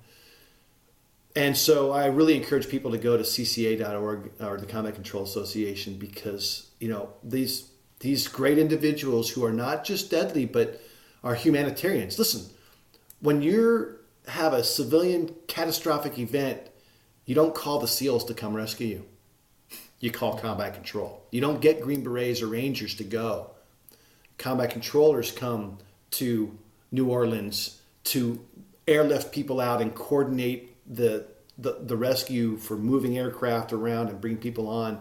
These are great people, and we just lost a guy, and we're never going to even get him back. And to me, I'd really like people to go there. But anywhere that people want to support, you know, even the International Red Cross is a great organization. But for me personally, if they are moved by the book, I'd encourage them to go to the Combat Control Association. Well, thank you for sharing those, and I'll definitely be adding the links to those in my bio as well, or the summary of the show. Now, as we kind of get to the closing portion of the show, I wanted to dive a bit more into the individual portion of you, basically in terms of motivation, leadership, and your life. Just because I think you've led such an influential life, and you've been involved in so many different areas within the military, as well as explored different things as an author. So I kind of wanted to get your perspective on determination and motivation, things of the like. So what would you say your daily routine is like? I sleep like crap. And some of that's stuff that I've done, and some of it's just because you work at night for years, and you just your life becomes, there's no circadian rhythm that at least matches. It's not diurnal, you know, you're not awake during the day and sleep at night kind of thing. My daily routine, like even this morning, I was up about maybe 2:30, 3 o'clock, working on writing some stuff, and I work until sometimes 6:30, and I crash out for a couple hours, and I usually wake back up at 8:39 or whatever. Some days, if I haven't been sleeping well or I've been up most of the night, I'll crash until 10, because I don't have to go to an office. And then I write usually until the afternoon, and then I ski every day. Yeah, we divide our time between a couple ski resorts. Alta Ski Resort, the greatest ski resort in the world. I should make them pay me for that. But we're gonna plug that. We're gonna plug that into the show. Yeah, do. And no one should ski there. Don't come. It sucks. I take it back. It's terrible. Don't come there. But I'll go ski for a couple hours, or I'll in the summertime when I'm out of snow. But it snows 8 months out of the year up there. I'll hike, or in the mornings when the winds are calm, because I'm launching off 11,000 foot peaks with a speed wing. You do not want to be in squirrely winds, and rotors and all the stuff that happens at high altitude with mountain winds. So sometimes I'll wake up in the morning. If the winds are right, I'll actually stop riding and go ski up the mountain, which I did day before yesterday, ski to the top, lay out my speed wing, and then speed fly down. So you ski up for an hour and a half, 2 hours. It's like a 2-minute flight to the bottom. It's a lot of hiking for a little bit of flight. But for me, that's how I set. Or if I'm having a problem with writing, either a novel and I've got a plot problem, or I'm trying to figure out something in a chapter of my nonfiction book that I'm currently working on, I'm so hyperactive that I'm a Buddhist, but I can't sit and meditate. My meditation is in motion. I've just learned that through time. So my routine then becomes, I have to get out almost daily into nature and on the mountain, because I've got 11,000 foot peaks around where I live, and exert some energy. And that calms my mind and allows me to focus and allows me to solve problems by being blank. Like many people who live creatively, they'll all tell you, you have to have the white space. Whether it's driving in the car, Sarah Blakely, who founded Spanx, and she's a billionaire, she talks, I have to drive in a car, and that's how I think. For me, it's hiking and exerting myself. Skiing, hiking, speed flying, doesn't matter. So I sort of do that, and I just go with the seasons. We get snow most of the year, and I can ski 8 months out of the year as well, leaving a little patch. To speed fly with my skis on and a wing, I only need 75 feet of snow runway to get off the ground. Mm-hmm. And so that's, but I work 7 days a week. I don't even know what today is, and it's just that's just how I live. I love how you mentioned white space specifically, because I think everybody has their own individual thing they do to kind of get their mind going. I mean, for myself, mine is working out, but that's just kind of like a side reference as well. And then I realized you also mentioned Alta Ski Resort in Utah. I myself have actually been there. I'm not much of a snowboarder, but I've been to Bryan's Head, Utah, which is much further south as a ski resort in that state. Yeah, and so I've snowboarded, but I'm a skier too, and that's one of the great things about Alta. Nothing against snowboarders, but there's no snowboarders on Alta. That's one of 3 ski resorts in America that doesn't allow snowboards. And I did not know that. Wow. Yeah, and so it changes. The snow is different. I'm a ski instructor for an adaptive sports program at Snowbird, which is my ski resort next door on the other side of me. And, there it's snowboarders. And so, as a guy who goes back and forth between 2 ski resorts on the same day, because I ski in the afternoon, I drop into Snowbird, I'll ski there, ski the backside of the mountain over to Alta, and then I'll ski Alta back to the house or back to where I'm riding. And, you can make a loop. The difference between resorts with snowboards and without are significant, and I think snowboarders are great. But I'm glad I have a mountain that doesn't, have snowboards on it too, because it's it's just different. I'll have to give skiing a try. But nonetheless, you have endured and seen many great hardships and challenges while serving in the military. What was your key to not coping, but what was the key to managing through these situations, and what advice would you kind of give individuals who are going through tough times or tough challenges in their lives? I'm glad you asked that question, because I think it's great. I don't think I have been through that much. It's relative. It's a relative statement, and in the world I come from, of these people, I feel like I'm squarely in the middle of a pack. But I know to most people that it's not how they see me. But the answer to your question, so I don't think I've had as rough a life as many people I know. Like, I got all my limbs. I had a friend who got shot in the head. It was last year now, or the year before. Anyway, and he's still trying to recover. And, I'm a very fortunate person. But I think the answer to your question is, I have been through a lot of things that are challenging, I suppose. To me, the word is resilience. Resilience is the thing that learning how to become more resilient is the thing that is so beneficial to individuals who've been through challenges. The way one of the ways by which I think that is best accomplished comes back to not being an individual. It's being part of something more than you, which means other people. Now, in the military, that becomes a team. How I got through a lot of my PTSD things are things that tormented me, because I don't like the term PTSD. I actually prefer shell shock or, just drama, was to talk to my other friends who I could relate to. If you're struggling with anything, depression or the breakup of a marriage or a relationship or a failure at work, it doesn't matter. If there's just some person that you're willing to talk to and just touch that person on the shoulder in this time of when we're not supposed to touch anybody, I think it's about connections. And the best way to connect to people is to physically be connected. But to reach out and ask for something is so key. When I went through some of the darkest times in my life, which were really, really black and opaque, what saved me was another person. I can tell you very confidently that the reason I am as healthy as I am and serene as I am is because of my wife. She knows everything about it. She's the one person in the world ever.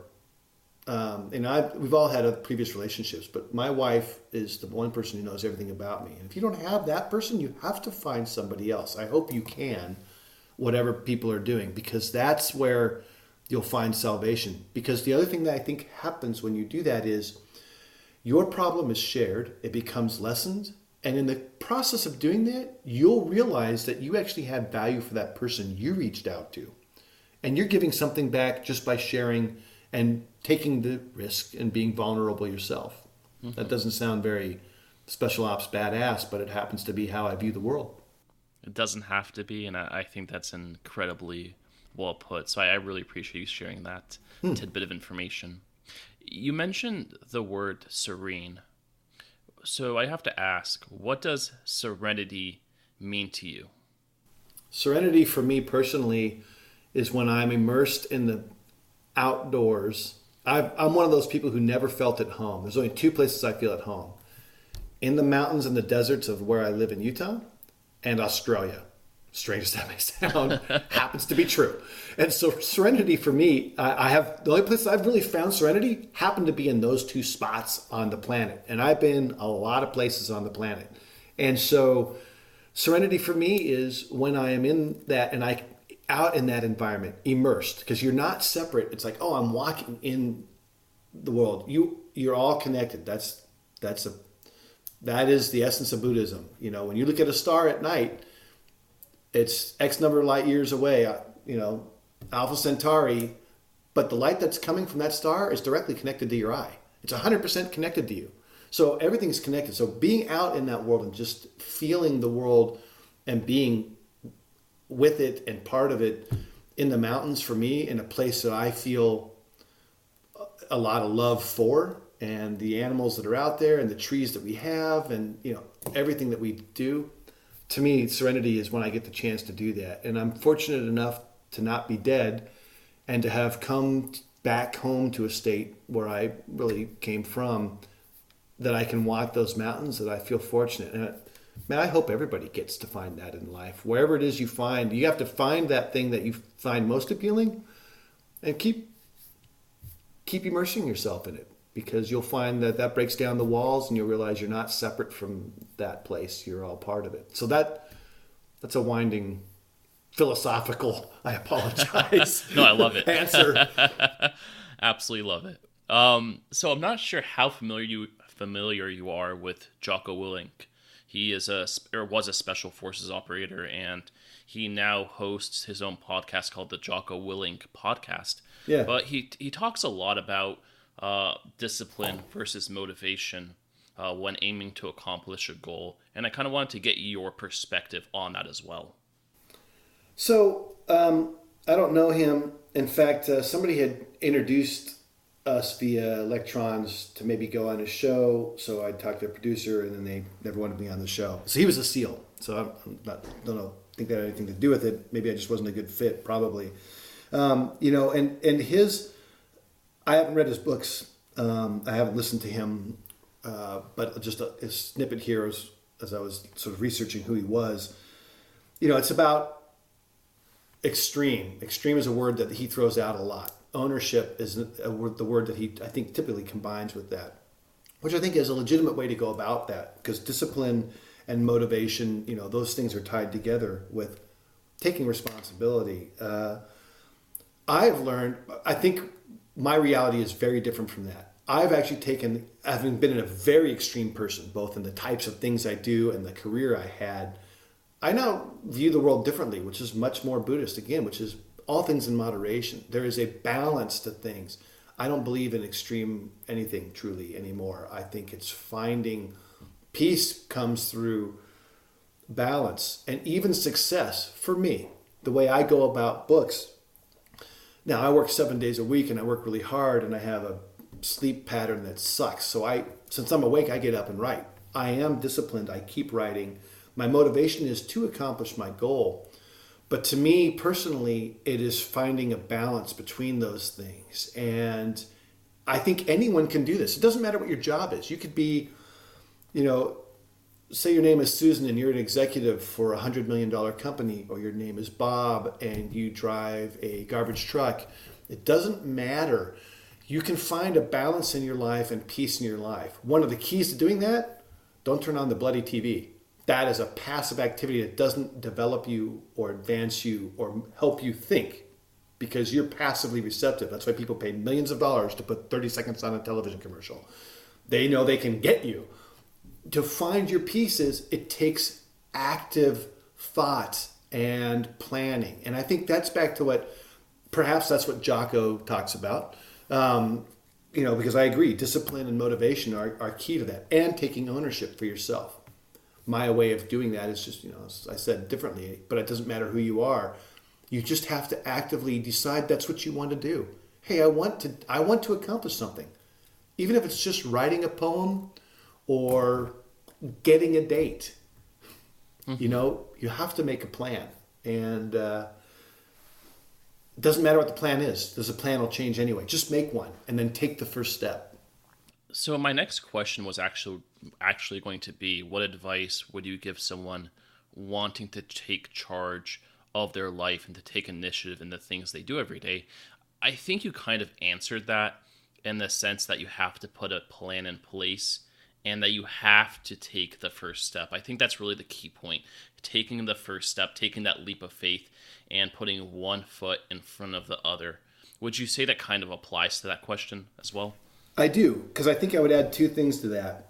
If you don't know where that is, ask yourself this question. What do you want? And I don't mean like, I want $1 million or a house. What do you want? Do you want to have positively impacted someone's life? Do you want to be able to say to your parents, I'm successful because I did this thing? And if that's not what is driving you, what is it that you can change? What would you want to change? What is it that makes you sad or angry? That's an easy way to start, because that usually means you need to do something to better it. And in doing so, you'll make yourself a better person. So if you don't have some other grand plan, but you want to feel you have a more meaningful life, what is it that you think what is it that bothers you? Because you can make a change. I've got a really great friend. He was in the military for long years, and he retired as started major in the Army, and he's passionate about grilling food. He makes ribs that'll change your life if you're not a vegetarian. But you know what he does? This guy who competes competitively and cooks on the weekends, and every time I go see him, we eat amazing food.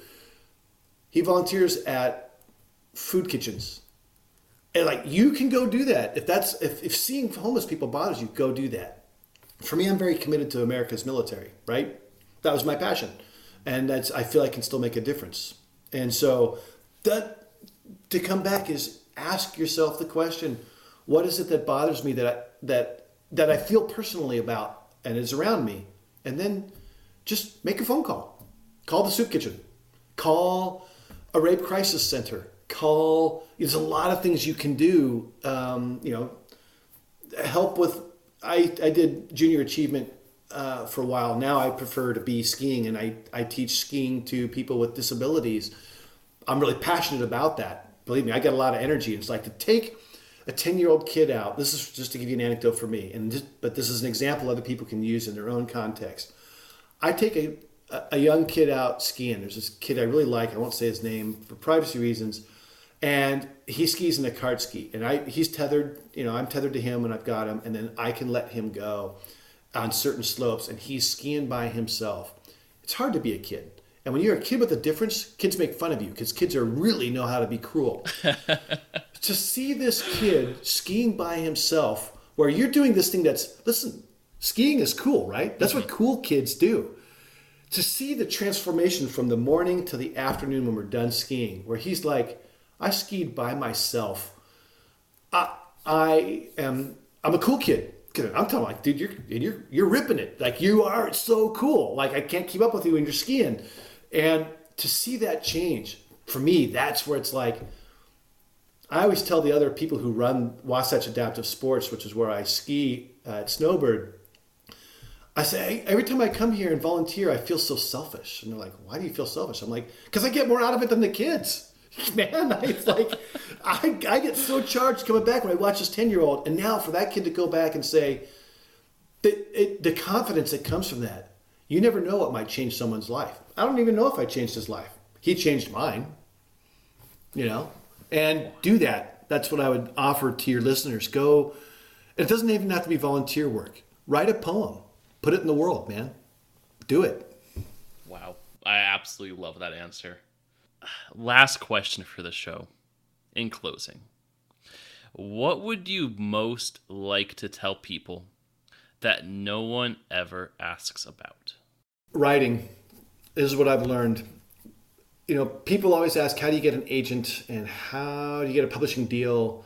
And those are very hard questions to answer. But that no one ever asked me about is writing. How do you get better at writing? Because writing is really hard. My current motto for life is writing is a guaranteed means of a low probability of income in as little as 4 years.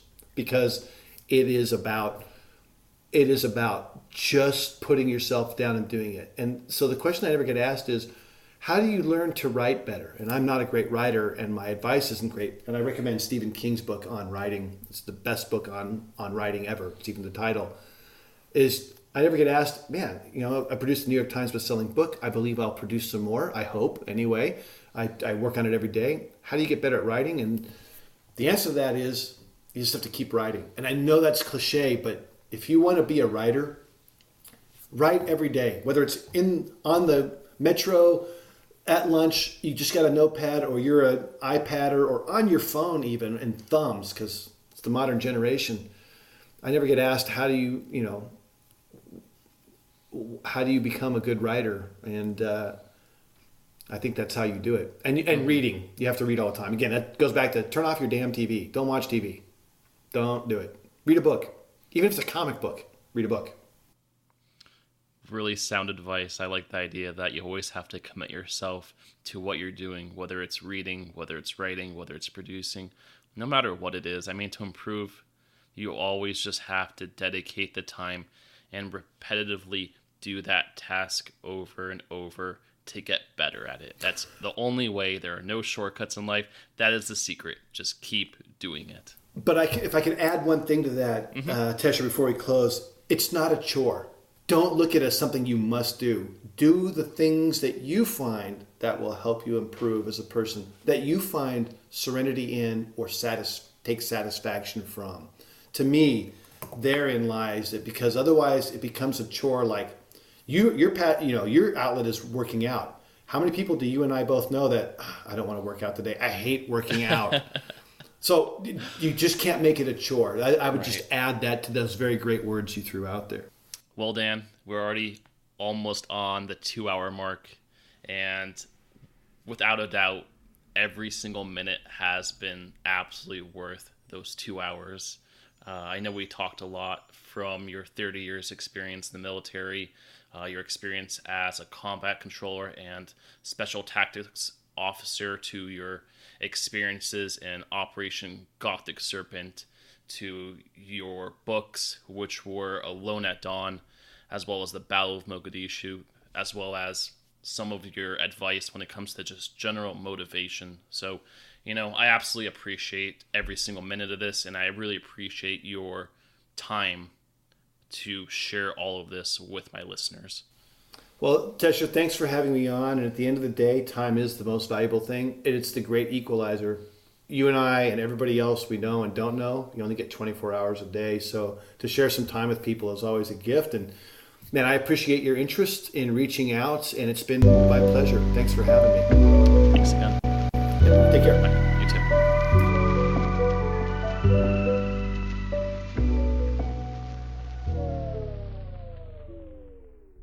If you made it through only part of the conversation or stuck through the full 2 hours, thank you so much for tuning in. I truly enjoy talking with Dan Schilling and hope everyone enjoyed it as well. If anyone is interested in checking out his books Alone at Dawn and The Battle of Mogadishu, I have provided some links in the description. I have also included some links to the various non-profit organizations if you would like to donate to those as well. In closing, it's incredible the sacrifice the men and women of the armed forces make on a daily basis to ensure the freedoms we have.